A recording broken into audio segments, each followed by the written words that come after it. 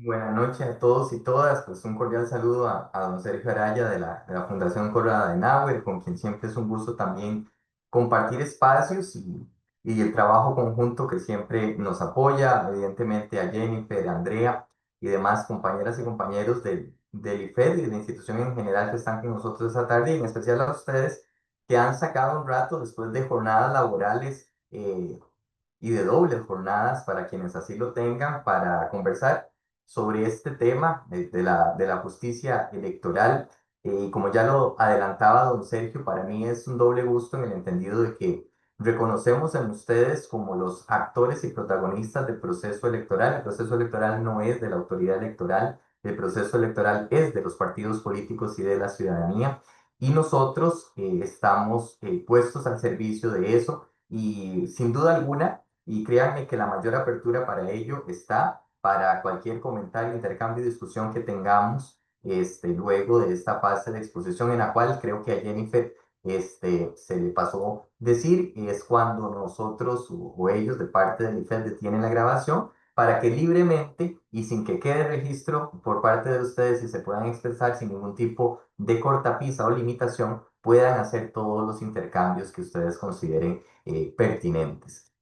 El tema que se me ha solicitado es justamente, como ya se adelantaba, el relativo a la justicia electoral, y tiene que ver con cómo las personas pueden acceder al Tribunal Supremo de Elecciones, pero vamos a ir viendo que el Tribunal Supremo de Elecciones, que la gente suele mencionar de una manera monolítica o de una manera uniforme, de una manera quizás como si se tratara de la misma cosa, tiene a su interno una cantidad múltiple de oficinas, de funcionarios que tienen responsabilidades también distintas y que no los mismos funcionarios lo hacen todo y que no todos los funcionarios toman parte de las decisiones del Tribunal Supremo de Elecciones, sino que la legislación que es elaborada por la Asamblea Legislativa, que al Tribunal Supremo de Elecciones únicamente le toca aplicar las reglas que están establecidas en esas normas que hacen a las personas representantes populares, y por eso es tan importante el proceso electoral 2026 que se avecina, porque ahí tendremos a los principales hacedores de la ley y de la política pública nacional en sentido amplio. Vamos a ir aplicándolo. Siempre me gusta iniciar, quizás a razón de contextualización, con un punteo muy general que nos hace ver una perspectiva nacional, pero también una perspectiva mundial. Y lo primero que hay que decir es que las instituciones, pero no pensemos en instituciones única y exclusivamente como el Tribunal Supremo de Elecciones, el Ministerio de Salud, la Caja Costarricense del Seguro Social, la Fuerza Pública, sino pensemos instituciones en términos más amplios y generales, desde el estudio de todo aquello que de alguna manera cristaliza o se condensa en algo que podríamos decir adquiere vida propia o adquiere una entidad propia. En ciencias sociales hablamos de la familia, por ejemplo, como una institución, o de la religión como una institución, o de las estancias educativas como una institución, ¿verdad? Entonces es algo más amplio, pero todas estas tienen un parecido de familia, y ese parecido de familia es que surgen en contextos históricos y sociales muy particulares, o sea, no surgen de la nada, surgen a partir de dinámicas de la gente. ¿Verdad? Por eso algunos autores dicen de una manera muy particular que lo social antecede al pacto. ¿Y qué tiene que ver esto? Bueno, las personas que estudian derecho o ciencias políticas o alguna profesión relacionada con las ciencias sociales hablan del pacto social, ¿verdad? Y ese pacto social es justamente los acuerdos de convivencia que tiene una sociedad. Pero ¿por qué la frase de estos autores nos dice que lo social antecede al pacto? Bueno, porque antes de que se fraguaran esas instituciones que están dadas como valores que los recoge, por ejemplo, una constitución política, lo cierto es que ya había gente interactuando. Y la interacción de esa gente adquiere particularidades dependiendo del momento histórico en el que se halle y en la zona geográfica en la que se encuentre. Vean ustedes algo tan variable como, por ejemplo, lo que hablábamos de la familia. No es lo mismo cómo se configura una familia en Costa Rica, en Occidente, para hablar en términos generales, de cómo se configura una familia en Oriente, por ejemplo, y los valores que subyacen a ese tipo de familias. ¿Y cuál es mejor o cuál es peor? Bueno, no. responden a esas particularidades o a esas especificidades de carácter sociohistórico que se van dando a través del tiempo. En el caso del sistema político costarricense y el caso del sistema electoral en lo particular, tenemos una específica contextualización que hacer, no solo en este trecho del mundo que le llamamos América, sino también en la particularidad de Costa Rica como una singularidad en el concierto de las naciones y también en la región centroamericana, evidentemente. En América Latina, no sé si ustedes lo sabían, es la única región del mundo donde nosotros encontramos organismos electorales permanentes, independientes, especializados en materia electoral. ¿Y por qué en América Latina, dirán ustedes? Si uno va, por ejemplo, a Europa, verá que los ministerios del interior, como le llaman en algunos países, o las mismas autoridades locales, los ayuntamientos, las alcaldías, son las que se encargan del proceso electoral sin que esto suponga ningún tipo de sobresalto para las personas. Pero en América Latina apostamos por un modelo donde parte de las instituciones del Estado tenemos una institución electoral. Y eso tiene que ver con todos los procesos democratizadores que se van dando en el siglo XX en los países. Porque habían malas prácticas que se empezaban a denunciar por la gente y la respuesta que dimos a eso fue crear instituciones particularizadas. Dentro de esa particularización que nosotros generamos en América Latina, encontramos dos esquemas de autoridades electorales. Una autoridad electoral bajo la fórmula diversificada, así se llama técnicamente, y es que tenemos un organismo electoral que organiza las elecciones. Es el que se encarga de tener las papeletas impresas, de inscribir las candidaturas, pero también de integrar las juntas o mesas electorales. Es la que se encarga de acreditar a las personas fiscales, en fin, todo lo relacionado para que el día de la votación las personas tengan todo lo necesario para emitir su sufragio. Y por otra parte, en otra institución totalmente distinta, tenemos al árbitro, al juez electoral. Este caso de la fórmula diversificada lo encontramos, por ejemplo, en México, donde tenemos un organismo que se encarga de la organización del proceso electoral, el INE, el Instituto Nacional Electoral, y por aparte y dentro del Poder Judicial tenemos a los jueces electorales en el Tribunal Electoral del Poder Judicial de la Federación Mexicana. Una fórmula diversificada similar la encontramos en el Perú, donde tenemos la OMPE, la Oficina Nacional de Procesos Electorales, que se encarga de todo lo necesario para la votación, y tenemos un jurado nacional de elecciones que serían los jueces electorales. Así encontramos en América del Sur una particularidad. En el caso de Centroamérica, hemos optado por la fórmula unificada, que es una misma institución es la que se encarga de organizar la elección y también de fungir como juez electoral. Es el caso del Tribunal Supremo de Elecciones en Costa Rica, es el caso del Tribunal Electoral en Guatemala, y es el caso del Tribunal Electoral en Panamá, por ejemplo. Pero eso no quiere decir que el Tribunal Supremo de Elecciones, como lo decía al inicio de mi intervención, sea una única instancia o un único grupo de personas. No, al interno, esos tribunales se desdoblan en diversas oficinas, departamentos, gente con capacidad de decisión que no son los mismos. En Costa Rica, particularmente para ya ir concretizando a nuestro contexto inmediato, en 1948, como ustedes y yo sabemos, se da lo que en ciencia política se conoce como un clivaje. Y un clivaje es una situación de ruptura, ¿verdad? De cambio brusco, abrupto que se da porque hay un desgarro de la matriz social. De hecho, algunas autoras, por ejemplo, Mabel Twice, habla que en estos procesos se generan cicatrices y esas cicatrices son la marca que queda luego de un episodio traumático o doloroso. En el caso costarricense, el Tribunal Supremo de Elecciones y algunas otras instituciones son la cicatriz de ese evento doloroso que nosotros conocemos como la Guerra del 48. Y esa Guerra del 48 tiene antecedentes, no fue que surgió de la nada. En esa época habían diversas demandas ciudadanas que no fueron satisfechas por las diversas instancias. Por ejemplo, se decía que cada cambio de gobierno, la persona que llegaba a la presidencia de la República quitaba a todos los funcionarios públicos y nombraba a nuevos funcionarios públicos, que además tenía un favoritismo por sus familiares, a quien también colocaba en puestos públicos, que los resultados del proceso electoral no eran transparentes. Recordemos que en Costa Rica, hasta la constitución actual que nos rige, el Poder Ejecutivo se encargaba de la organización del proceso electoral y quien declaraba al ganador era el Congreso de la República, o sea, la Asamblea Legislativa era la que luego de recibir los resultados del proceso electoral decía quién ganó y quién perdió. De hecho, incluso Costa Rica hasta 1949 no tenía vicepresidentes de la República. Tenía designados a la presidencia, así se llamaban, que eran personas electas por la propia Asamblea Legislativa en aquel momento llamado Congreso de la República.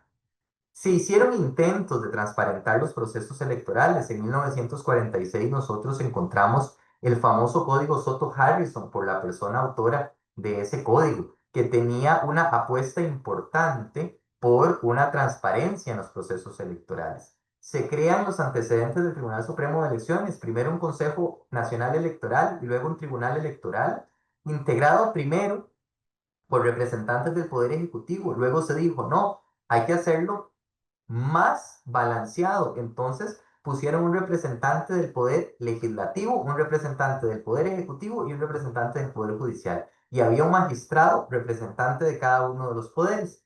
Hasta que en 1949, cuando se están los procesos de trabajo constituyente, se empieza a generar una nueva institucionalidad y una nueva función dentro de las típicas del Estado que ya desarrollaba la literatura y que todos conocemos desde nuestras clases de cívica con una tripartición del poder en ejecutivo, legislativo y judicial. Y dice, bueno, en el caso de Costa Rica es importante la función electoral porque hemos generado todo un proceso de cambio político a partir de una bandera que era la pureza del sufragio. Y las personas que lucharon en el 48, pues tenían esa idea, transparentar el proceso electoral. Y para ello generaron garantías. Se inspiraron de muchos lugares. Los que pudieron seguir por nuestras redes sociales el evento de convocatoria de elecciones el pasado 1 de octubre, habrán notado cómo en un acto simbólico el señor presidente de la República, que de acuerdo con nuestra constitución y el artículo 140 es el comandante en jefe de las fuerzas de policía, entregó ese mando de la fuerza pública al Tribunal Supremo de Elecciones por lo que dispone el artículo 102, inciso 6 de la Constitución. Pues bien, eso no surgió en la Constitución de manera espontánea, tiene dos antecedentes. El primero de ellos, la huelga de brazos caídos, que tuvo lugar en nuestro país también en los 40, en la cual el grupo opositor decía que una garantía para que ellos depusieran su movimiento de huelga era que se le entregara al entonces muy incipiente organismo electoral, el Consejo Nacional Electoral y el Tribunal Electoral, el mando de las fuerzas de policía, porque si el grupo oficialista no ganaba, para ellos, como huelguistas, era una tranquilidad que el mando de esas fuerzas de policía lo estuviera el organismo electoral y no el oficialismo. Y también la Constitución cubana de 1940 y tantos tenían ellos una cláusula similar en el cual tanto las fuerzas militares, había ejército y sigue habiéndolo en Cuba, y las fuerzas de policía pasaban a la autoridad electoral. Y así, nuestros constituyentes, esos 45 señores de 1949, van escribiendo una constitución que tiene un epígrafe muy bonito, que es justamente como abre la constitución y dice, nosotros, representantes del pueblo de Costa Rica, libremente elegidos diputados a la Asamblea Constituyente, reiterando nuestra fe en la democracia e invocando el nombre de Dios, decretamos la siguiente constitución. Si uno analiza ese prefacio, el prefacio ya habla de una vocación demócrata de la fundación de la Segunda República, pero habla de las personas libremente elegidas, son representantes que bajo el voto popular han adquirido legitimidad de sus conciudadanos que los han llevado a ese cargo. Y también luego vamos a ver y a desarrollar esto que es la arquitectura favorable a la autonomía de la función electoral. Y digo que los constituyentes de 1949 generaron una institucionalidad muy particular, o sui generis. ¿Por qué? Porque vean ustedes todo lo particular que es nuestro organismo electoral. Y no hay, señoras y señores, ninguna autoridad electoral como la costarricense en cuanto a sus particularidades de diseño jurídico que data de 1949. La primera y más antigua función de ese organismo electoral es que es registrador civil. Sabrán ustedes también que el registro civil de Costa Rica se funda en 1888, cuando los liberales estaban en el poder y se ha dado un proceso de secularización de la vida social. ¿Sí? Aparecen los liberales en el poder y dicen, bueno, vamos a aprobar un nuevo código civil. Ese nuevo código civil que nos sigue rigiendo hoy, ¿verdad? Cientos de años después. Dice el Código Civil, van a poderse casar las personas ante las autoridades del Estado, no solo ante la Iglesia Católica. También las personas se van a poder divorciar. Y entonces, ¿qué hacíamos con esos matrimonios, esos divorcios, que antes, en la versión antigua, solo lo podía celebrar la Iglesia Católica? Claro, la Iglesia Católica registraba a los niños. ¿Por qué? Porque registraba en sus registros de parroquia los bautismos, registraba los matrimonios y registraba los entierros porque la iglesia administraba los cementerios. Pero cuando se busca, los liberales, una separación del Estado con la parte religiosa, teníamos que tener algo donde inscribir entonces a las personas que no quisiesen casarse ante un representante de la Iglesia Católica y surge el registro civil. Es una cosa muy particular y diría nuestro querido Gabriel García Márquez, parece propio del realismo mágico latinoamericano. Es el hijo que es más viejo que el padre. Nuestro registro civil nace en 1888, pero pasa a ser parte del Tribunal Supremo de Elecciones que nace en 1949. ¿Y por qué? Porque si ustedes leen las actas de la Asamblea Constituyente con una sapiencia muy particular, y al menos desde las investigaciones que han hecho algunos eh, estudiosos de este tema, como la historiadora Carolina Mora o el expresidente Sobrado de este tribunal, no se encuentra en la región ninguna constitución o ninguna norma que tuviese una previsión similar. Y es que, como en el registro civil iba a estar la vida de las personas costarricenses, ya la autoridad electoral iba a saber quiénes integraban el padrón electoral. Eso ha permitido que en Costa Rica el padrón electoral sea uno de los más limpios y puros de todo el mundo. Han venido de otros países a ver cómo nosotros auditamos y configuramos nuestro padrón electoral. A eso responde que el artículo 104 de la Constitución dice, bajo la dependencia directa del Tribunal Supremo de Elecciones estará el registro civil, encargado de expedir las cédulas de identidad y de conformar las listas de electores. Una de nuestras más recientes funciones es la de ser formadores en democracia. En el año 2009, septiembre de 2009, ya estamos a 16 años de ese momento, con la aprobación del Código Electoral que actualmente nos rige, surge el IFED, el Instituto de Formación y Estudios en Democracia, que nos tiene hoy, esta tarde, conversando sobre estas temáticas de la justicia electoral y otras. La formación en democracia no quiere decir que nace en el 2009. Desde mucho tiempo antes, décadas antes, el Tribunal Supremo de Elecciones había tenido contacto ya, por ejemplo, con el Ministerio de Educación Pública.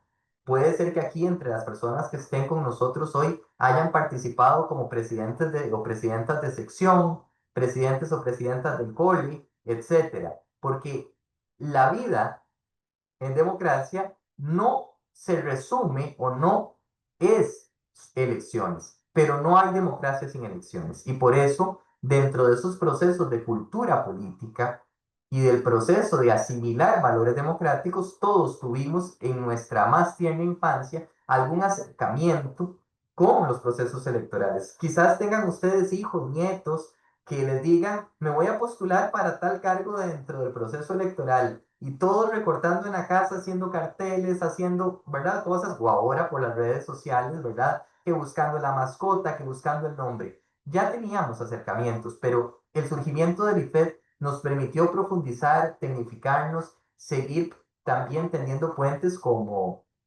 los tenemos con la Fundación Konrad Adenauer, con el programa Estado-Nación, con Naciones Unidas para el Desarrollo, con la Organización de Estados Americanos. Podemos producir textos e investigación en materia de democracia, como por ejemplo la serie Los abstencionistas, quiénes son y por qué no votan, que han desarrollado prestigiosísimos investigadores de nuestro país, como Cisca Raventos y Marco Fournier, entre otras, ¿verdad? Esa fue una nueva beta que se encarga el tribunal en el año 2009.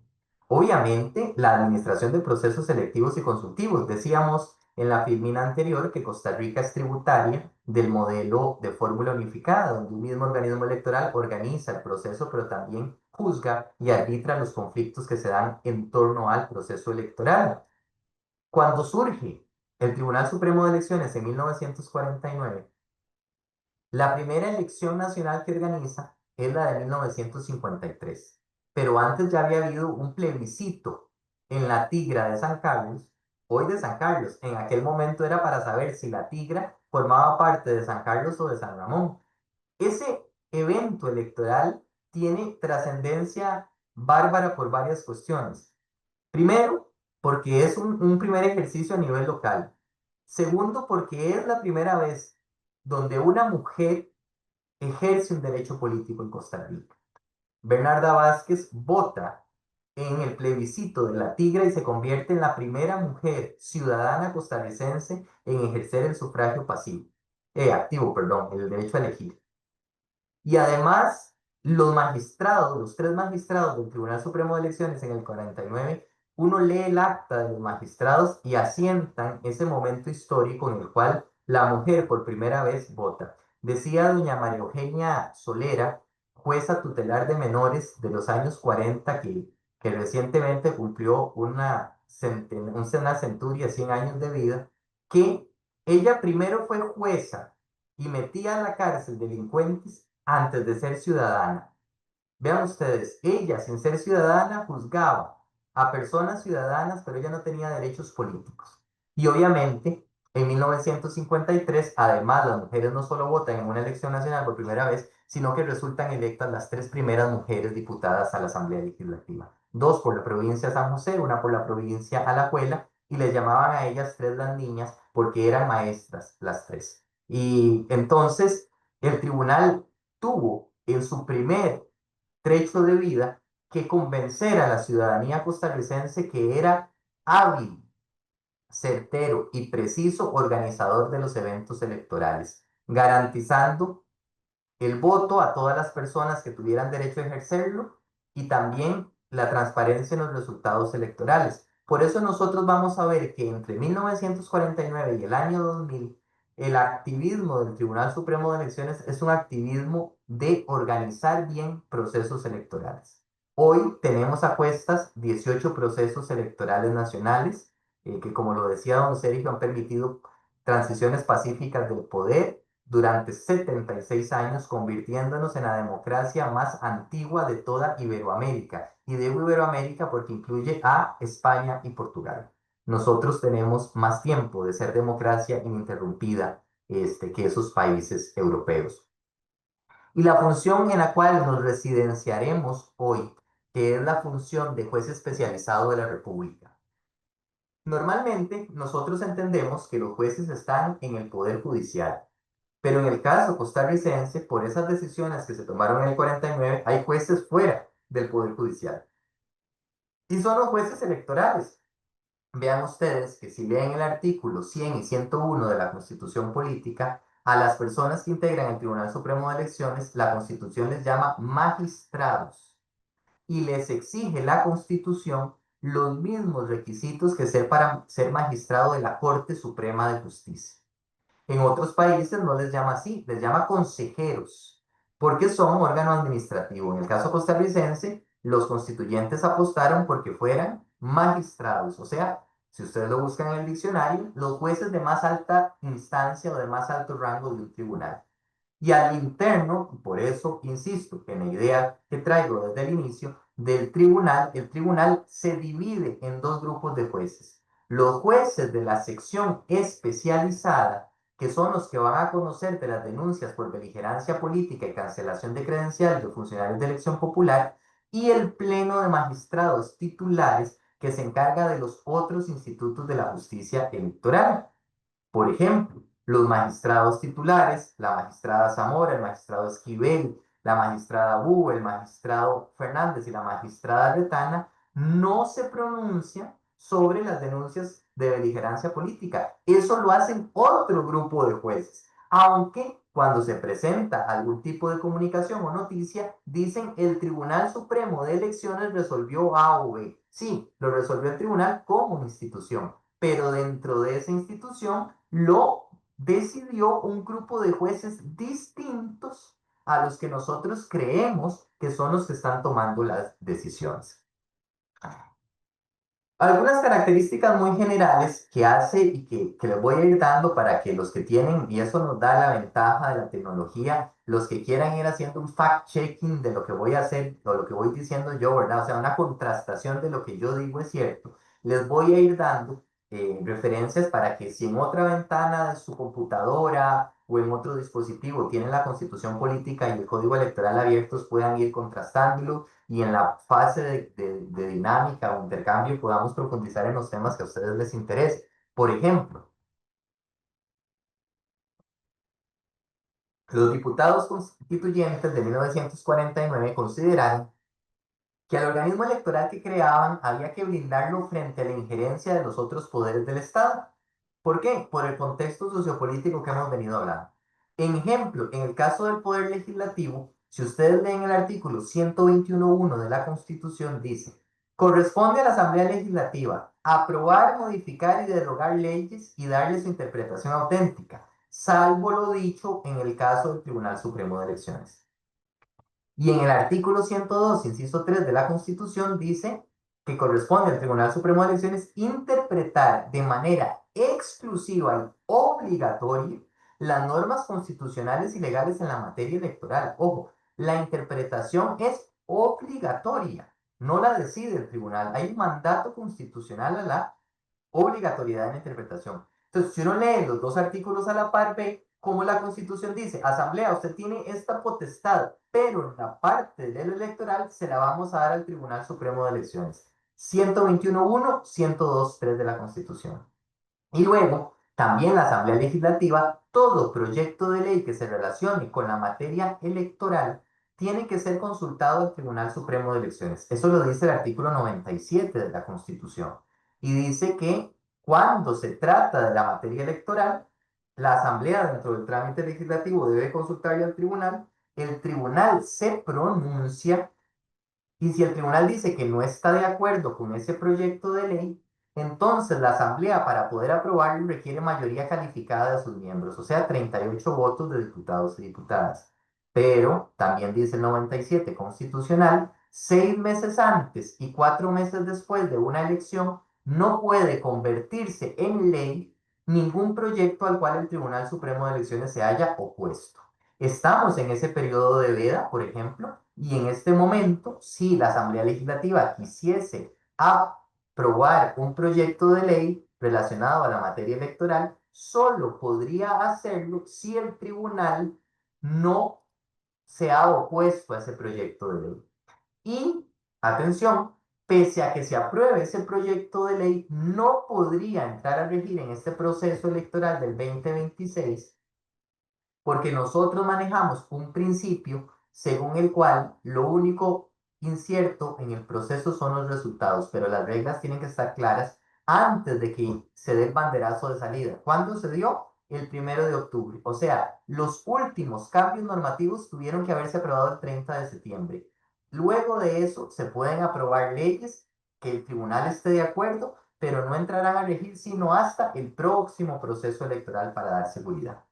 Frente al Poder Ejecutivo también la Constitución establece algún tipo de limitaciones. Por ejemplo, en el artículo 177 dice la Constitución que el Poder Ejecutivo y el Ministerio de Hacienda, bueno, en aquel entonces no se llamaba Ministerio de Hacienda, van a ver que habla de un departamento en el 177 y ese departamento se convirtió luego en el Ministerio de Hacienda. No puede tocar la partida que el Tribunal Supremo de Elecciones presupueste para dar efectividad a el sufragio.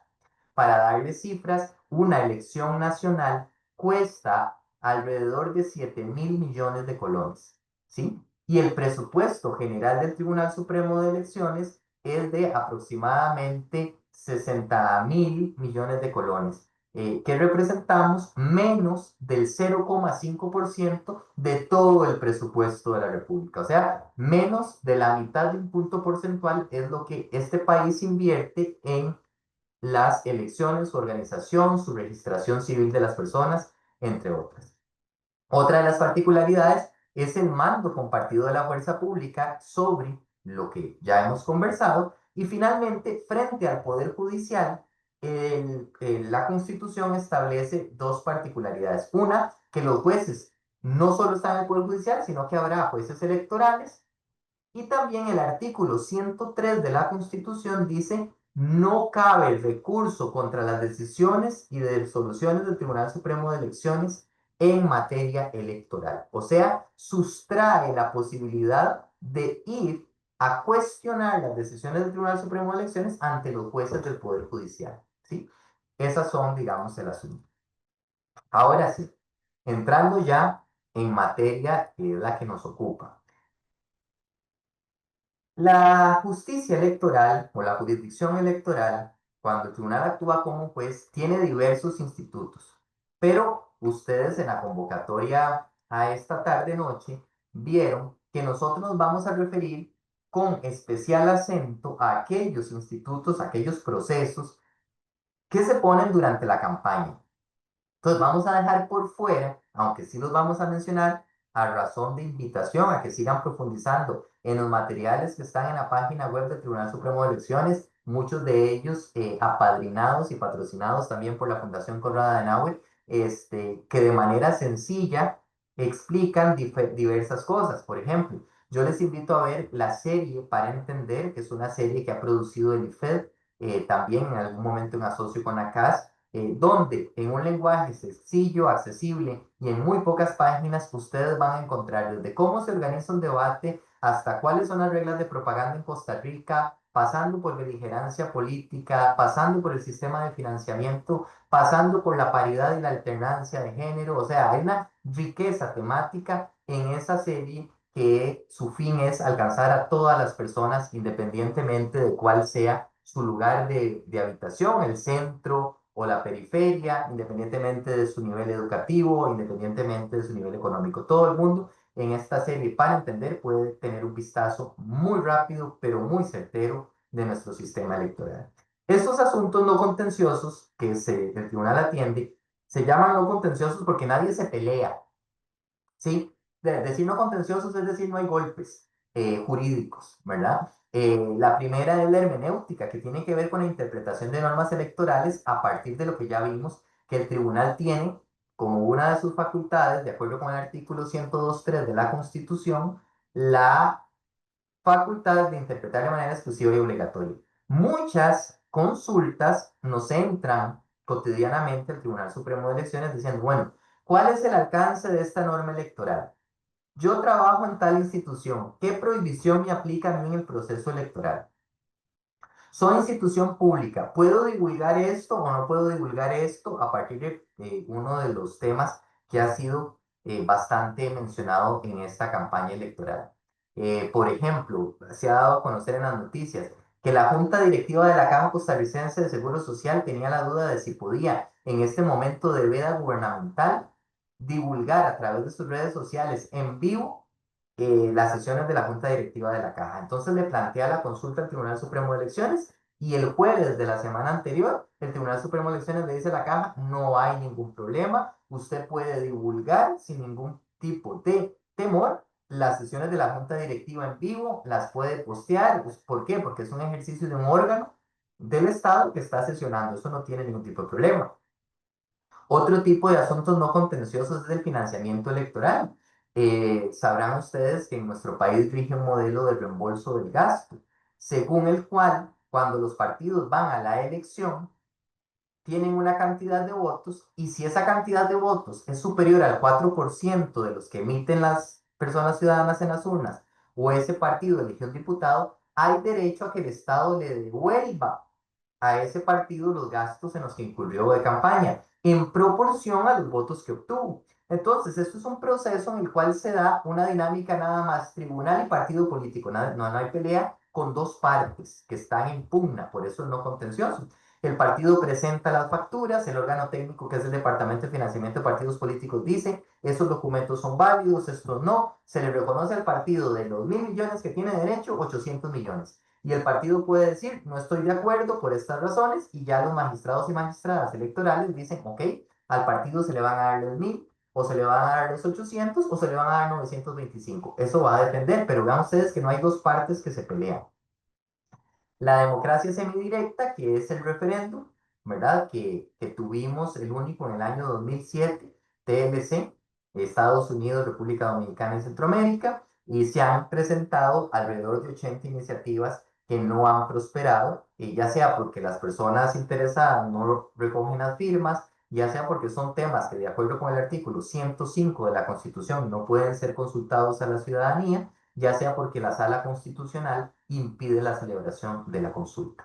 Y las declaratorias de elección, que ahí es cuando el tribunal en una resolución dice, de acuerdo con estos votos, los ganadores de las 57 curules son estas 57 personas. Y ahí es una declaración de ganadores y por tanto no hay pugna, ¿verdad? Es nada más la cristalización de los resultados en un documento. Pero ahora sí, nosotros vamos a ver los institutos que sí generan contención. O sea, hay dos partes al menos que se están peleando por algo. Y tiene que haber un tercero, que es el juez electoral, el que tiene que decidir la cuestión. No vamos a entrar a profundidad a ellos, a la mayoría de ellos, porque no aplican directamente en el proceso electoral. Nos vamos a residenciar en los que sí. Hay un proceso especial para la tutela de derechos fundamentales de carácter político electoral, que es el amparo electoral. Y a veces lo que nosotros hemos notado en la experiencia cotidiana es que las personas siempre acuden al amparo electoral para cualquier cosa. Creen que el amparo electoral es la vía para hacer cualquier tipo de reclamo. Y eso no es así. Lo que produce cuando se utiliza el recurso de amparo para algo que no corresponde es un rechazo de plano. Y el tribunal va a decirle no se atiende su petición porque equivocó el recurso que usted tiene que interponer. ¿Y por qué lo hace el tribunal? ¿Porque quiere? No, porque en el título quinto del Código Electoral se desarrollan todos estos institutos y dice la ley para qué sirve cada uno de ellos. Y si yo utilizo uno para lo que no corresponde, pues no puedo entrar. Piensen ustedes que lo tienen ahora en casa, bueno, ya casi en algunos lugares se está cambiando esto por otros factores, etcétera. Pero que tengamos llaves, todos estamos acostumbrados a llaves, y entonces, si yo tengo la llave del portón de la casa y quiero abrir la puerta, evidentemente no me va a abrir la puerta. ¿Por qué? Porque la llave es para otra cosa, es para el portón. Así pasa con estos institutos de la justicia electoral. Si yo quiero reclamar que se me está violando un derecho fundamental, la llave se llama amparo electoral. Pero si yo introduzco en la cerradura la llave de manda de nulidad, la puerta no me va a abrir. Y esa puerta no me va a abrir, lo que quiere decir es una sentencia del Tribunal Supremo de Elecciones diciéndole se le rechaza de plano la gestión. ¿Sí? En la segunda columna vamos a ver aquellos procesos que tienen que ver con partidos políticos y su vida interna. Primero está la impugnación de acuerdos de partidos en constitución o formación. Ya eso pasó, ¿verdad? Porque los nuevos partidos políticos que deseaban participar en estas justas electorales tenían que haber presentado su documentación a más tardar el 31 de enero anterior y el registro electoral pronunciarse sobre si admitíamos o no el nuevo partido el 30 de julio pasado, ¿verdad? Era el último momento, el 31 de julio, perdón. Era la última fecha. Entonces, de ese no nos vamos a preocupar por ahora.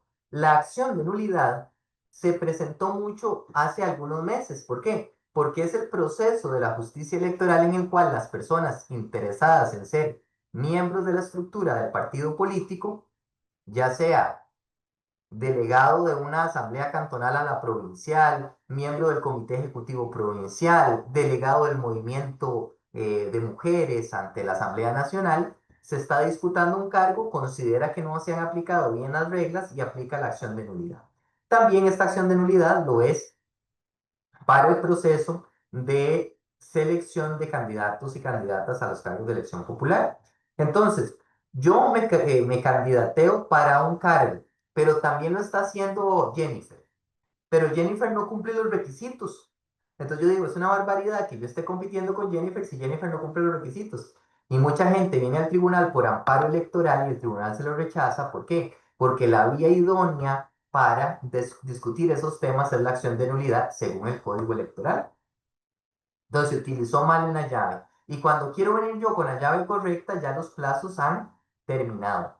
Porque en el caso de la justicia electoral es el único tribunal en el cual nosotros no tenemos la posibilidad de tener mora judicial. Porque el 1 de mayo del 2026 tendrán que sentarse 57 señores y señoras en la Asamblea Legislativa que se habrán electo el 1 de febrero.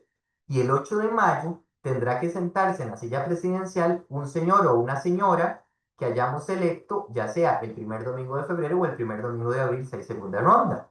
Pero esos plazos no se pueden mover porque el país necesita de sus autoridades. La Asamblea tiene que funcionar el Poder Ejecutivo, los ministerios que nombra el presidente o presidenta de la República. Y por eso cada etapa del proceso electoral está milimétricamente programada en plazos que están dados en la ley electoral. Por ejemplo, el pasado 17 de octubre venció el plazo para recibir candidaturas a las 3 de la tarde.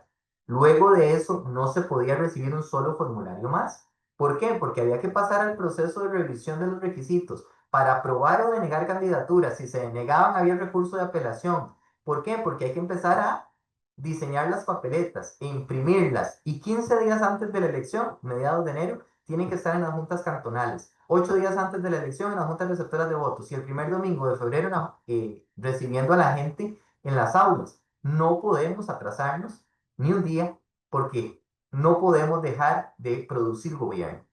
En el proceso electoral, vean ustedes que nos vamos también a enfocar ahora sí en esta tercera columna, que es la demanda de nulidad, que es la forma a través de la cual las personas pueden cuestionar los resultados de una mesa de votación o de una junta receptora de votos. En el país, desde 1949 hasta la fecha, solo se han anulado dos juntas receptoras de votos, ambas en procesos electorales municipales. Una en el proceso electoral municipal de 2010, de diciembre de 2010, cuando todavía íbamos a elecciones municipales en diciembre, en Valle de la Estrella, Limón, y la segunda en San Juan Grande de Esparza en la elección del 2016. Y la apelación, perdón, atención que hay un nombre muy parecido, ojo, en una se llama demanda de nulidad y otra acción de nulidad, para no equivocar cuál de las dos nos estamos refiriendo. La acción de nulidad es para cuestionar decisiones de mi partido político sobre candidaturas y puestos internos. Y la demanda de nulidad es para cuestionar los resultados de una mesa de votación del día de la votación. Se llaman parecido, pero no son lo mismo. ¿Sí? Apelación electoral es para cuestionar decisiones de autoridades públicas relacionadas con la materia electoral. Y tenemos en la cuarta y última columna procesos sancionatorios, que es la cancelación de credenciales de funcionarios de elección popular, nacionales y municipales, y la beligerancia política. Ok, en el amparo electoral. Ahora vamos a ir detallando poco a poco y brevemente los que aplican al proceso electoral. El recurso de amparo electoral es un recurso que se puede poner en cualquier momento. Nace en el año 2000 sin que exista una norma que lo ampare. En el año 2000, un militante de un partido político quiere candidatearse a una diputación, pero la cantidad de dinero que le está cobrando su partido él la considera muy alta y considera que le excluye de poder participar, o sea, que le condiciona su derecho de participación política. Y el tribunal dice, bueno, no hay ningún proceso dentro de la justicia electoral para ese entonces que regule esto. Yo, con base en el artículo 103 de la Constitución que dice que yo puedo interpretar las normas en materia electoral, interpreto que el recurso de amparo electoral que está regulado para la Sala Constitucional va a funcionar igual en el Tribunal Supremo de Elecciones. Y así se crea el amparo electoral en el año 2000 en la sentencia 303-E-2000 que pueden consultar en nuestra página web. Y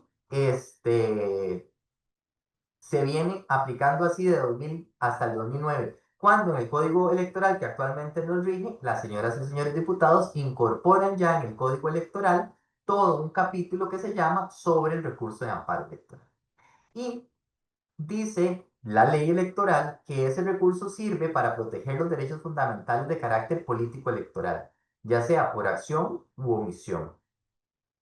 Por ejemplo, atención con esto, si a mí por alguna razón no me dejaron participar en este, el proceso interno porque yo tenía una causa abierta en el Ministerio Público, yo podía venir por amparo. ¿Por qué causa abierta no? Porque se viola un derecho que está en nuestra Constitución y es la presunción de inocencia. Si yo ya fui condenado, ahí sí el partido político podía decir, no lo dejo participar, pero el partido político. Pero si era solo porque tenía una causa abierta, no, porque se violaba el principio de inocencia. Entonces, aquí venía por amparo electoral. Por ejemplo, si yo soy una persona que considero soy ciudadano, ciudadana costarricense, reúno todos los requisitos, me reviso en el padrón provisional que salió desde agosto de este año y está disponible para consulta. Estamos terminando de cerrar el padrón definitivo y yo creo que estoy y el registro civil omitió incorporarme en ese padrón, yo puedo venir por amparo electoral. ¿Quién puede usar el recurso de amparo? Cualquier persona, siempre y cuando se afecte un derecho concreto, personal y que me esté afectando a mí en lo personal, ¿verdad? Puedo poner un recurso en favor de terceros, digamos, yo veo que se le está violando un derecho político a don Sergio Araya y entonces yo voy al Tribunal Supremo de Elecciones y le digo, don Sergio, perdón, Tribunal Supremo de Elecciones, a don Sergio se le está violando un derecho fundamental. Entonces, el tribunal lo que va a hacer, porque así lo dice el 227 del Código Electoral, es decir, don Sergio, Andrei puso un recurso de amparo electoral en su favor, ¿usted quiere? Y entonces don Sergio tiene que decir al tribunal, sí, yo quiero. Si don Sergio no contesta o no se presenta dentro de los 3 días a decir, sí, yo quiero que se tramite ese amparo que Andrei puso en mi nombre, se archiva porque así lo manda la ley. Hemos visto en muchas ocasiones, en varios procesos electorales, que la gente pone recursos de amparo en favor de otros que a veces ni conoce en vivo. Sabe que existe, pero nunca ha tenido una conversación, ¿verdad? Etcétera. Entonces hay que rechazarlos porque se le dice, bueno, traiga dentro de los 3 días la carta de esa persona que sí quiere, porque así lo dice el artículo del código y no lo trae, entonces hay que rechazarlo. Y hay un plazo para hacerlo. En tesis de principio son 2 meses, ¿verdad?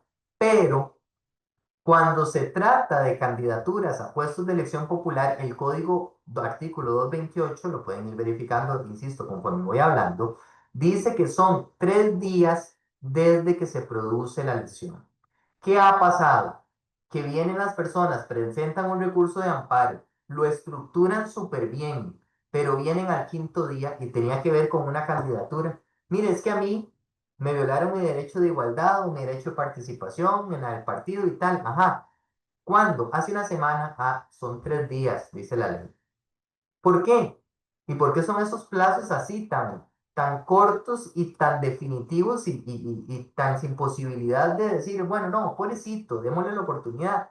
Porque ya les dije, tenemos que cumplir con un cronograma electoral y un calendario electoral que no se puede atrasar. Entonces, imagínense ustedes que nosotros dejáramos abierto ese plazo cuando imprimimos papeletas, ¿verdad? Que además hay que empacar, que además hay gente que tiene que fiscalizar, etcétera. Ese plazo es muy importante que siempre lo tengamos presente porque a veces sí, pueden haber afectaciones, pero si está fuera de plazo, el código electoral nos obliga a rechazarlo, dice el artículo 228. Este es otro instituto que ustedes, si son líderes o lideresas comunales, si son comités ejecutivos de zona, quizás tengan que utilizar, por ejemplo, en el caso de actividades en sitios públicos. El registro electoral, que es una dependencia del Tribunal Supremo de Elecciones, es el encargado, a través de su Cuerpo Nacional de Delegados, de autorizar las actividades en sitios públicos. Los piquetes, los mitines, las caravanas, las ferias electorales, entre otras. Si el Cuerpo Nacional de Delegados les rechaza a ustedes una, un mitin o una caravana para el próximo 20 de noviembre, esa decisión ustedes la pueden apelar ante los magistrados y magistradas electorales vía recurso de apelación. Pero otro partido político también, dice el código que primero en tiempo, mejor en derecho, eso lo desarrolla también el reglamento de actividades en sitios públicos, de forma tal que el partido que presentó primero la gestión tiene prioridad de que su gestión se analice. Entonces puede darse el caso en que, por ejemplo, yo, me presente a al cuerpo de delegados a pedir autorización para una actividad en un sitio público y otro partido vino después, pero se le resolvió a ese segundo primero que a mí. Bueno, yo como partido perdidoso en esa decisión del registro electoral, yo podría simplemente presentar un recurso de apelación ante el Tribunal Supremo de Elecciones. ¿Sí? Y es importante este recurso de apelación porque tiene que ver con todo lo relacionado con las decisiones de las diferentes autoridades públicas en materia electoral. Entonces, por ejemplo, yo podría cuestionar vía recurso de apelación electoral una decisión de la Junta, perdón, de la autoridad de policía, de la delegación de policía, que no me dejó abrir un club político. Por ejemplo, en el distrito tal, porque recuerden ustedes que entre puerta y puerta del club político tienen que haber 100 metros. Y entonces dice la autoridad de policía, hay 99 metros. Y usted dice, no, de puerta a puerta hay 100. Y usted quiere combatir eso. Vean que quien toma la decisión es fuerza pública, pero la apelación la conoce el Pleno de Magistradas y Magistrados en vía directa. O, por ejemplo, también ya el Tribunal Supremo de Elecciones no ha aclarado que no toma decisiones sobre cómo deben manipularse las bases de datos que tienen los partidos políticos de sus militantes, ¿verdad? Eh, Como por ejemplo, ustedes pueden tener una lista de quiénes son los correligionarios de el cantón tal, de los que ustedes son líderes o lideresas, o que ustedes están siendo candidatos de tal provincia.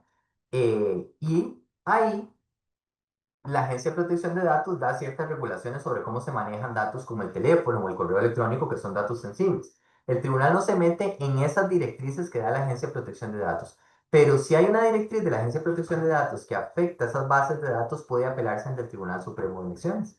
O la Oficina de Espectáculos Públicos, que a veces hubo en una precampaña de un partido político, había uno de los precandidatos que mostró un mensaje propagandístico bastante pasado de tono, o así lo consideró la mayor parte de la ciudadanía. Y entonces el tribunal le dijo, no, eso usted no puede,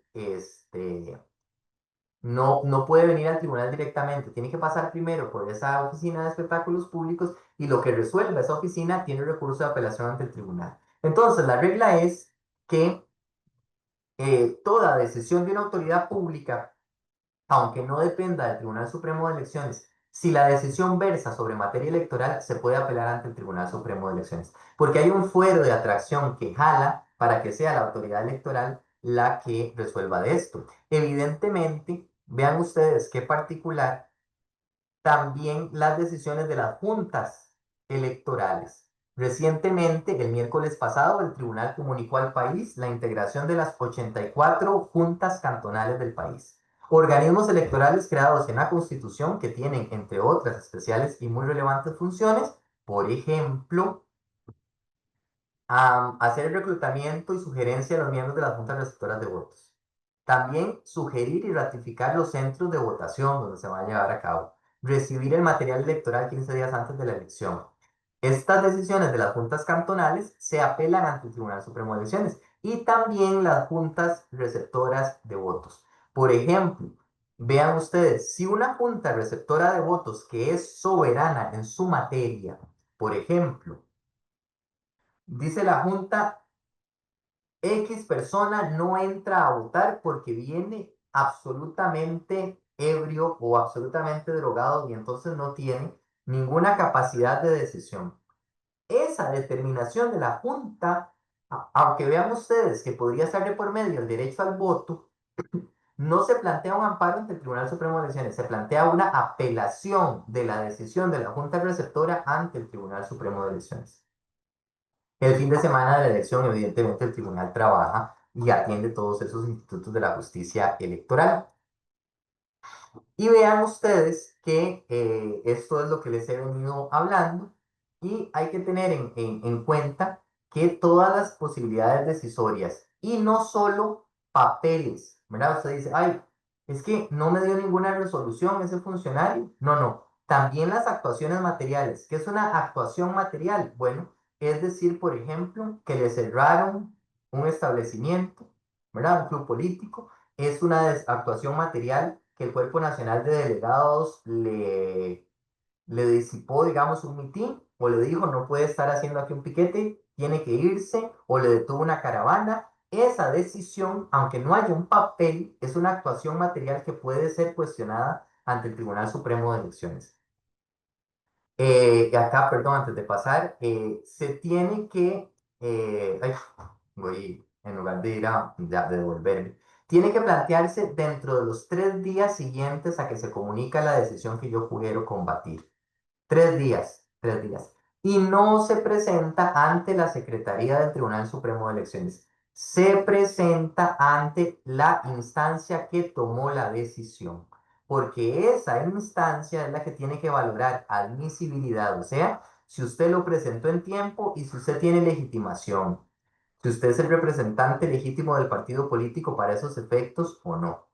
Ah, me van a decir ustedes, pero muy fácil, porque si es un órgano que yo estoy diciendo que tomó una mala decisión, él no me va a permitir a mí ir a los magistrados y magistradas para que revise lo resuelto en un recurso de apelación.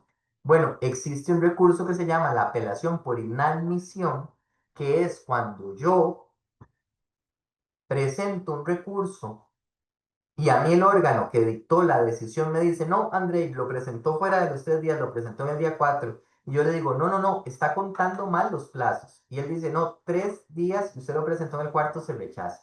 Ya ahí sí yo puedo ir directo a la Secretaría del Tribunal Supremo de Elecciones a presentar el recurso de apelación por inadmisión. ¿Qué quiere decir apelación por inadmisión? Estoy en desacuerdo que me hayan rechazado o inadmitido mi recurso. Y si de verdad usted lo presentó entre los 3 días siguientes, pero fue que el órgano de instancia que usted está cuestionando contó mal, el tribunal va a decir, está mal denegado el recurso, vamos a entrar por el fondo, ¿sí? Entonces, igual, 3 días. Vean, llevamos dos, amparo y apelación. Amparo, derechos fundamentales. Apelación, revisión de la legalidad de decisiones de funcionarios e instancias públicas vinculadas a la materia electoral. En el caso del amparo, 3 días y tiene que ver con candidatos. En el caso de la apelación, 3 días desde que se me comunica el acto que yo quiero cuestionar. En pandemia, aunque ustedes no lo crean, hubo una particularidad y es que impugnaron el carril reversible de, de la determinación de volver de las playas y también ciertas decisiones que habían tomado las autoridades de salud. Y eso vean ustedes que eran autoridades de salud que subían apelación ante el Tribunal Supremo de Elecciones. Pareciera que no es el jerarca natural, pero es porque la legislación electoral dice todo lo electoral tiene un fuero de atracción hacia la autoridad electoral. La demanda de nulidad. Este es, como les decía yo, el instituto o el proceso de la justicia electoral que se pone ya contra los resultados electorales. O sea, piensen ustedes, primer domingo de febrero, ustedes creen que se ha dado alguna incorrección o algún mal proceder. Entonces ustedes lo que hacen es demandar la nulidad de esa mesa. Ujú. Y vean ustedes que se puede dar por tres situaciones. Uno, porque la junta receptora de votos estaba mal integrada. Por ejemplo, estaba sentado un fiscal filmando las papeletas cuando en realidad solo los miembros de juntas receptoras de votos pueden estar manipulando el material electoral, ¿verdad? Entonces la junta está mal integrada. O habían dos miembros actuando como titulares al mismo tiempo del mismo partido político. Se supone que solo puede haber un miembro de un partido trabajando a la vez. Pueden tener su suplente, claro, pero no pueden estar los dos a la vez, ¿sí? Porque es en representación partidaria. Si ustedes consideran que esto está mal, entonces pueden demandar la nulidad. Otra es ya en el proceso de declaratoria de elección. Uy, va a quedar fulano de tal que yo creo que va a quedar como diputado, pero no tiene 21 años tiene 20,5. Entonces usted plantea la demanda de nulidad contra la eventual elección de esa persona que no cumple un requisito para ejercer el cargo en el que eventualmente se le estaría declarando electo. Y hay una norma o una cláusula genérica y es la que dice, lo pueden consultar en el artículo particular del Código Electoral, cuando la votación no refleje la realidad o lo que pasó. Bajo esta cláusula amplia es que se entró a conocer la demanda de nulidad de San Juan Grande de Esparza y de también Valle de la Estrella, Matina Limón. ¿Verdad? Tienen que, eso sí, mencionar, ojo, atención, atención, atención. Tienen que afirmar el vicio. No pueden ustedes decir, es que yo creo que tal cosa. A mí me pareció ver tal cosa. Yo planteo la demanda de nulidad para que el tribunal revise el padrón y cuente las firmas. No. La demanda de nulidad se establece afirmando de manera certera el vicio, dice el Código Electoral, mencionando la norma infringida y mencionando además el perjuicio causado con esa inobservancia del marco normativo. No es, se ha aclarado ya en múltiples ocasiones desde el año 2006, cuando se plantearon 700 demandas de nulidad, no es la demanda de nulidad una vía para pedir una suerte de auditoría electoral.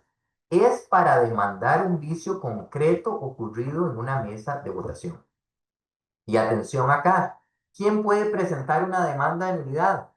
Vean, en el amparo, ¿quién lo podía presentar? La persona que sufrió afectación en los derechos. La apelación electoral, quien tuviera la representación del partido o un interés en el asunto. Y en la demanda de nulidad, atención, lo dice la ley electoral, cualquier persona que haya votado. Si usted es abstencionista, no puede plantear una demanda de nulidad. ¿Sí? El requisito para plantear una demanda de nulidad es que usted haya votado. Y además, tiene que haber votado. Por ejemplo, yo no podría, yo que soy vecino de Goicoechea, Cantón, provincia San José, yo no podría demandar la nulidad de una mesa de Alajuela, sino de San José, porque es sobre la que yo tengo interés directo, porque se eligen los diputados de mi provincia. De Alajuela no tengo nada que ver, salvo que sea un vicio relacionado con la elección presidencial, en cuyo caso cualquier persona que haya votado sí puede demandar la nulidad de cualquier mesa, porque obviamente la circunscripción por la que elegimos al presidente o presidenta de la República es todo el país. ¿Ok? Y acá están los requisitos. Debe plantearse por escrito precisando qué se incumplió y qué norma dice que eso debía llevarse de esa manera y no se hizo. Además, la carga de la prueba es de la persona demandante, o sea, de quien presenta el escrito, por eso no puede decir, revisen ustedes a ver qué se encuentran, ¿no? Y por eso los partidos políticos tienen el derecho de acreditar un fiscal ante todos los órganos electorales. Pueden poner un fiscal en cada mesa de votación, pueden poner un fiscal en cada junta cantonal, pueden poner un fiscal ante el Tribunal Supremo de Elecciones, entendido como sus magistrados y magistradas, un fiscal ante el director del registro civil, un fiscal ante el director del registro electoral, un fiscal ante los programas electorales, un fiscal que vea la impresión de las papeletas, un fiscal que vea el impacto, o sea, tiene la posibilidad del partido de acreditar fiscales en todas las etapas del proceso. Y es una oportunidad valiosísima que tienen las agrupaciones políticas para ser testigos de primera mano y para que testimonien todo lo que ocurre en el proceso electoral. De hecho, estamos en periodo de recibir las nóminas de los partidos políticos para las fiscalías. Entonces, si a alguno o alguna le interesa, acérquese a su partido y diga, yo quiero ser fiscal ante tal organismo electoral, o quiero ser fiscal general, o quiero, ¿verdad? Entonces, asesórense con sus partidos políticos. En nuestra página web está el reglamento de fiscalización. Léanselo también para que vean todas las amplias posibilidades que tienen de fiscalizar el trabajo que se da desde ya. ¿Ok? Pueden incluso tener fiscales viendo cómo se imprime el padrón de registro, ¿verdad? De ahí viendo las impresoras, cómo van a imprimir. Todo eso ustedes lo pueden testimoniar. Y el plazo es de 3 días, pero hay dos plazos. Atención, porque también estos son los plazos que a veces a la gente se le van. Los primeros 3 días cuentan a partir de que el saco entra a la bodega del Tribunal Supremo de Elecciones. Los sacos van con chips de radiofrecuencia. Eso lo que nos da es una hora exacta a la cual entró en las bodegas del Tribunal Supremo de Elecciones. Normalmente los sacos del GAM entran el propio domingo en la noche o en la madrugada del lunes. Habrán algunos sacos que entran más tarde. Y en el caso de elecciones nacionales, los que llegan de último son los que vienen desde Pekín, ¿verdad? China y la isla del Coco, porque ahí el trajín, ¿verdad? La trajinera de navegación tiene salidas no tan frecuentes, entonces esas son las juntas receptoras de votos que llegan de último al tribunal. Entonces, por supuestas incorrecciones o vicios que ocurrieron durante la jornada de votación, yo tengo 3 días para presentar la demanda desde que el saco entra al tribunal. Entonces, si el saco entró lunes, después del día de la votación, yo tengo para presentar demanda de nulidad martes, miércoles, jueves. Si el saco entró martes, ok, entonces el de esa mesa yo lo puedo impugnar miércoles, jueves o viernes. Y de cosas que nos dimos cuenta cuando ese saco se abre en el salón de escrutinio, acá en el Tribunal Supremo de Elecciones, en una mesa integrada por funcionarios electorales y fiscales de los partidos políticos que hayan acreditado, todos los partidos tienen derecho a tener un fiscal en esas mesas, tienen derecho a ver cómo se cortan los marchamos de seguridad, de cómo se saca el material, de cómo se cuenta papeleta por papeleta. Ahí si algo nos dimos cuenta ahí, porque vimos en el padrón una anotación que evidentemente no podíamos saber el día de la votación, ¿verdad? Porque eso no se ve, sino viene en el libro, pero como los fiscales pueden revisar los padrones y leer lo que han puesto la gente de las mesas en esos padrones, si yo de ahí me doy cuenta de algo que me considero que está mal, tengo 3 días desde que ese saco se abrió en el Tribunal Supremo de Elecciones. El escrutinio, saben ustedes, que inicia el martes inmediato siguiente a la votación. Entonces, en este caso, la votación será el 1 de febrero, que es el primer domingo de ese mes. El escrutinio va a empezar el martes 3 de febrero.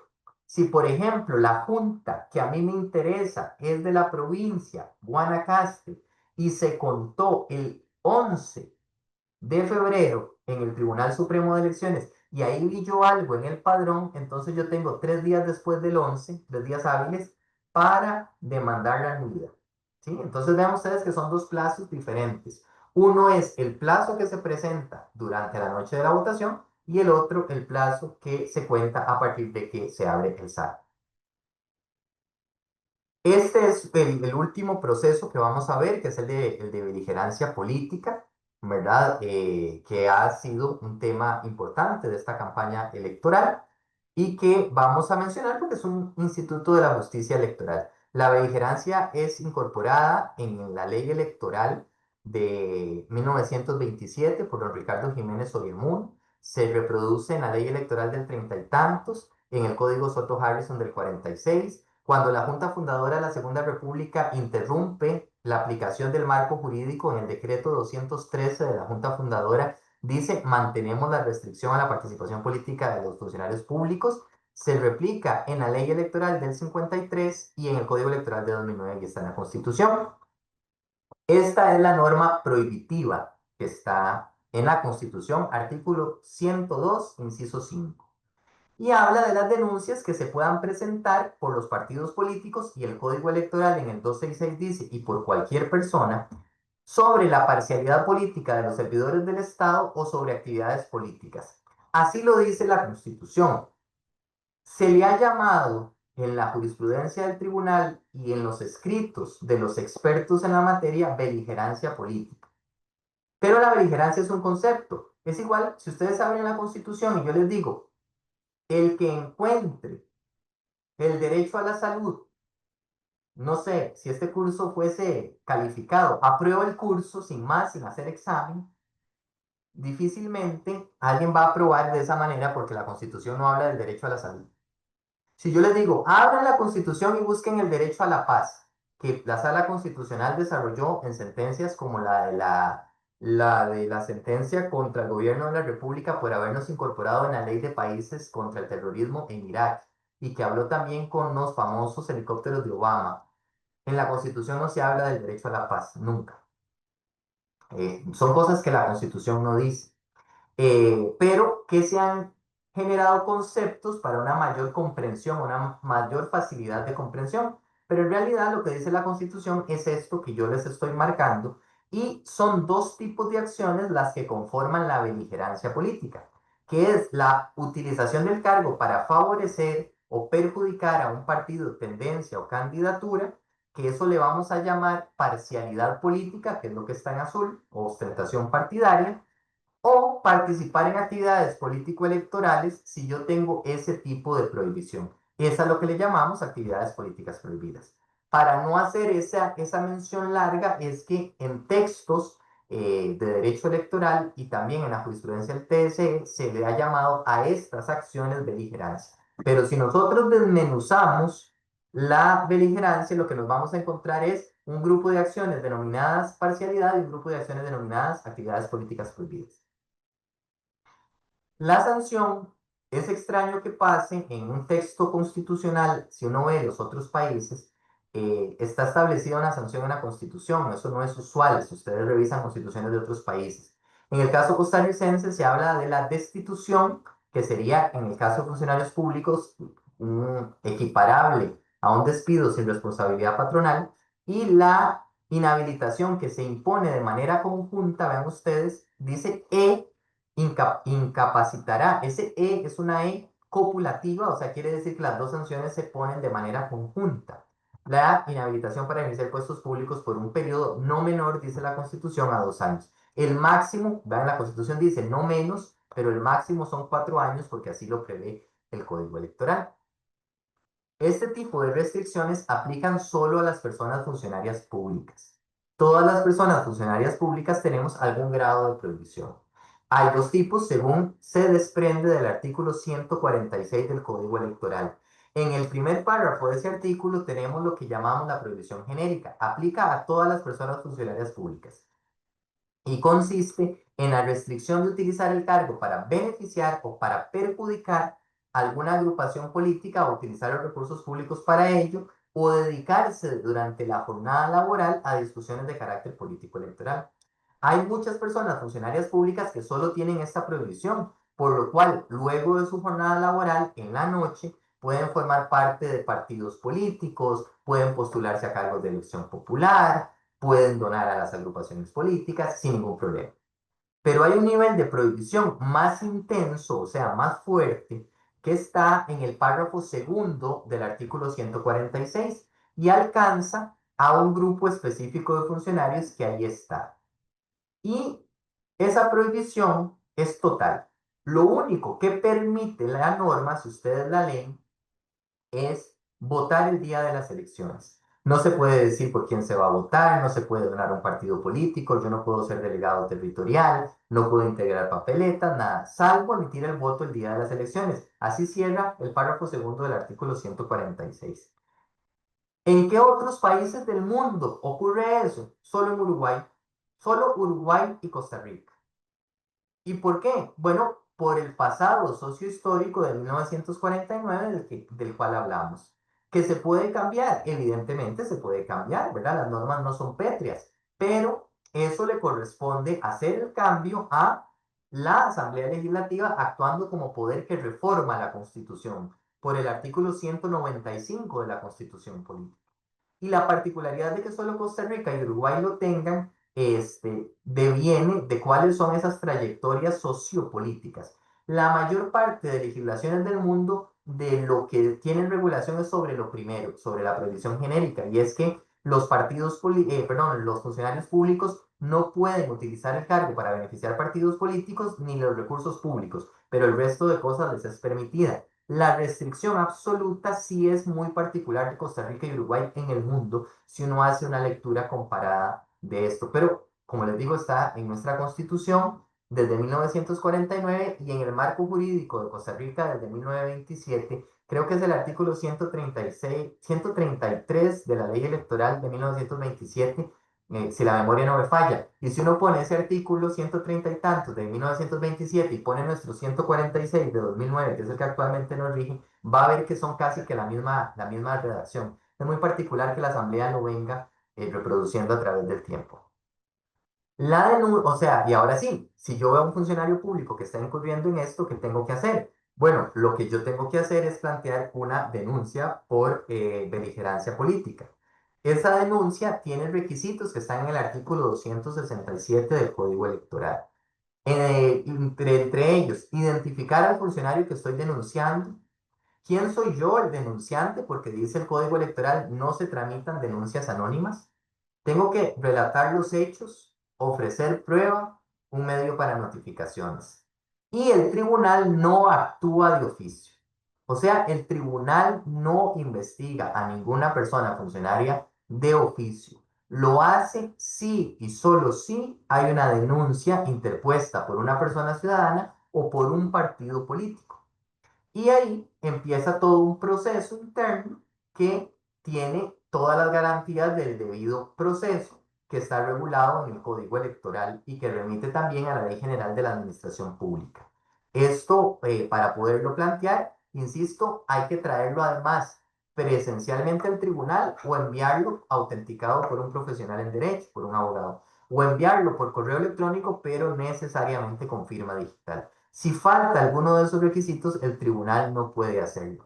Cuando yo explico esto, me gusta dar el ejemplo de qué pasa si ustedes y yo vamos conduciendo, don Sergio y yo vamos en nuestros carros, yo me descuido y choco el carro de don Sergio, pero la suerte hizo que Jennifer era jueza de tránsito, iba detrás de nosotros y se baja del carro y dice, no, un momento, yo soy jueza de tránsito, yo lo vi todo, André tuvo la culpa, páguele a don Sergio y aquí yo dicto la sentencia y tal, ¿no?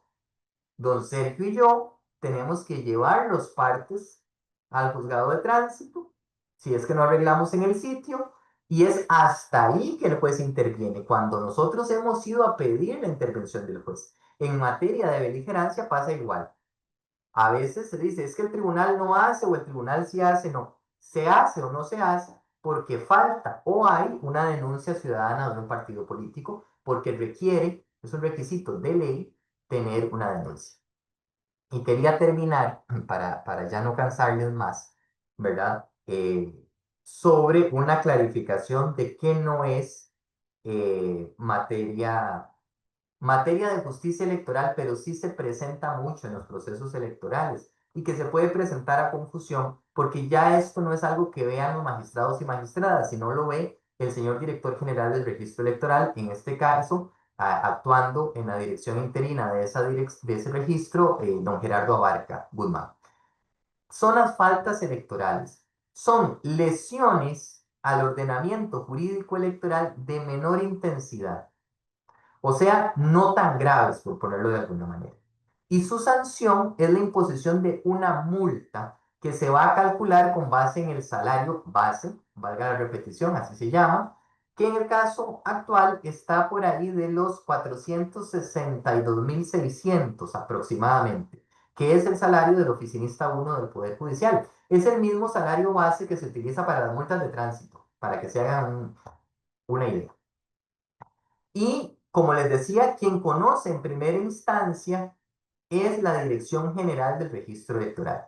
Y obviamente hay un proceso en el cual hay una audiencia, hay derecho de defensa, pueden ser responsables de faltas electorales personas particulares como ustedes y yo, pero también los partidos políticos, en cuyo caso comparecerá en el proceso la persona representante del partido político. Y aquí les resumo, ¿verdad? ¿Cuáles son las faltas electorales que tipifica nuestro ordenamiento jurídico? Por ejemplo, publicación extemporánea de propagandas impuestas. Recuerden que el artículo 136 del Código Electoral dice que los partidos pueden hacer propaganda en cualquier tiempo.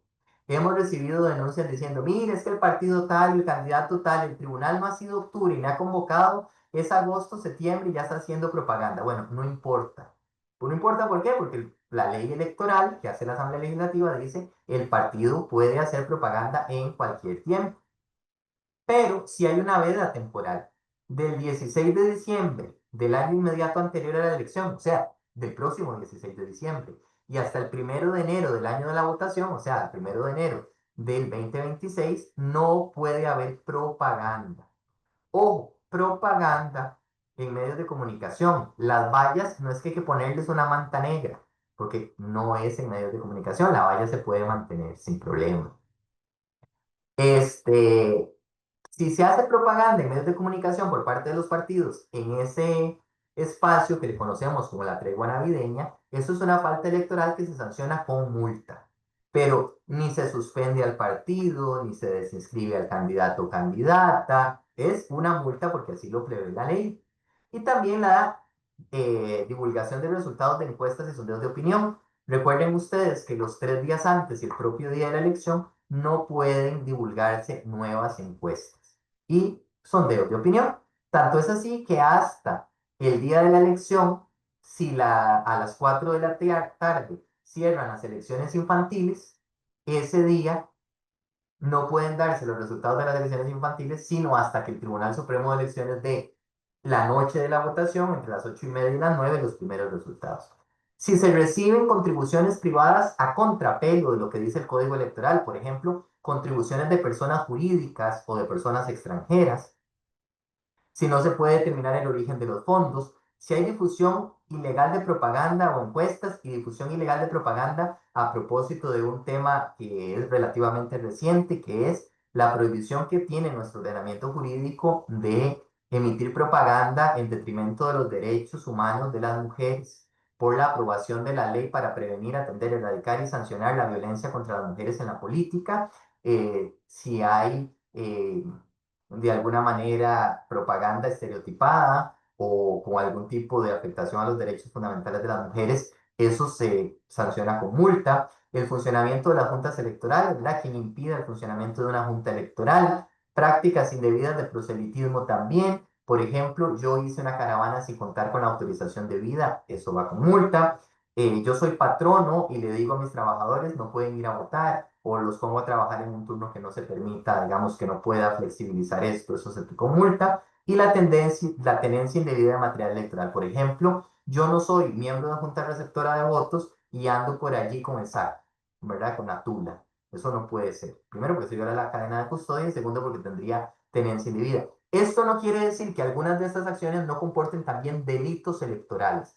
Pero los delitos electorales, porque lo dispone así el Código Electoral, el 285, no los ve el Tribunal Supremo de Elecciones, aunque tengan que ver con elecciones. Los ve el Ministerio Público, la Fiscalía y los jueces penales. Por eso no abordamos ese tema acá, porque quien tiene la expertise sobre eso es el Ministerio Público y los jueces del Poder Judicial, aunque sea materia electoral. Delitos electorales, Poder Judicial, no Tribunal Supremo de Elecciones. En otros países sí lo ve la autoridad electoral, por ejemplo, como el caso panameño, pero en el caso tico, no. Y bueno, básicamente eso era lo que quería compartir con ustedes y ahora sí quedo a disposición de todas y todos para que podamos tener el intercambio que ustedes estimen a bien. Gracias.